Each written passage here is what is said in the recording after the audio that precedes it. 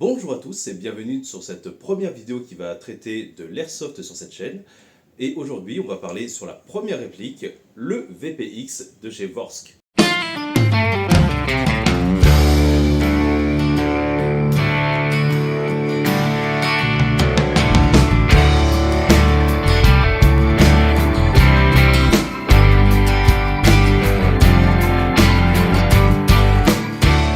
Avant de commencer, parlons un petit peu de la boîte.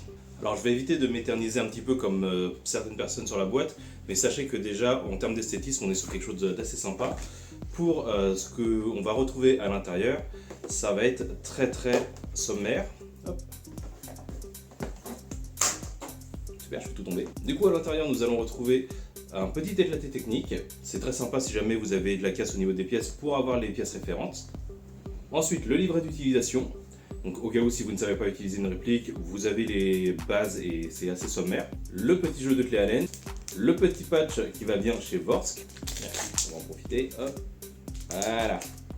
Hop. Et pour terminer, hop, ce petit sachet qui est vraiment très sympa, c'est-à-dire qu'on a des pièces détachées pour faire une conversion CO2 ou gaz. Et à savoir que le nozzle qui est directement inclus permet de l'utilisation des deux procédés de propulsion. Maintenant que cela est fait, parlons de la réplique. Alors qu'est-ce qui va différer d'un 1911 classique, vous me direz-vous? Tout simplement son côté esthétique.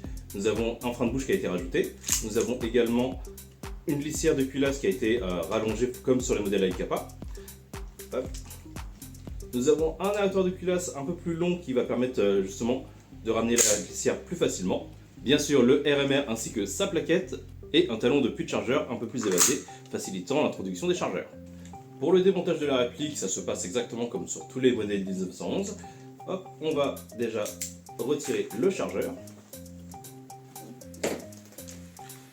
Par la suite, vous allez ramener la culasse à l'arrière au premier cran. De toute façon, vous allez voir, il est tout petit. Et vous pourrez ensuite retirer l'arrêtoir de culasse. Et par la suite, vous pourrez désolidariser les deux parties. Et ici, vous pouvez accéder à votre hop-up avec la petite roue crantée qui va vous permettre de le régler. Chose que je n'avais pas précisé, la réplique possède également des marquages. Alors c'est plutôt sympa, même s'il n'y en a pas énormément. Donc nous avons le 45 ACP qui est gravé au-dessus, au niveau du canon.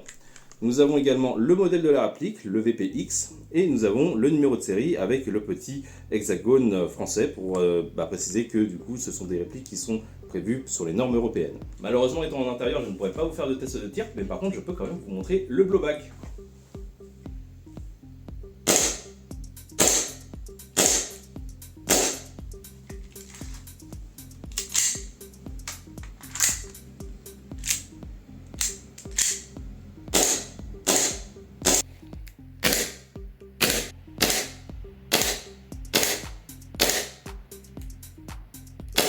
Pour ce qui est des caractéristiques techniques de la réplique, notamment sa longueur, je vous affiche tout ici. Voilà. Ça sert à rien que je le dise parce que vraiment ça change pas grand chose par rapport aux 1911 classiques. Petit point par rapport aux accessoires, notamment les holsters. Eh bien sachez que le modèle Adaptix, il n'y a pas de souci, forcément c'est fait pour être très polyvalent en termes de réplique de points. Mais par contre, vous allez avoir pas mal de jeux. Alors ça ne changera rien par rapport au fait qu'il y a une sécurité max au niveau de la réplique, donc vous ne risquerez pas de la faire tomber en jeu, mais par contre ça va faire un peu de bruit. Et c'est chiant. Bref, cette vidéo touche à sa fin, si elle vous a plu, n'hésitez pas à le dire dans les commentaires, et même à proposer éventuellement des suggestions pour améliorer la suite des vidéos. Et pour ma part, je vous dis bonne continuation, et Airsoft est bien. Attends, mais c'est pas de moi cette phrase.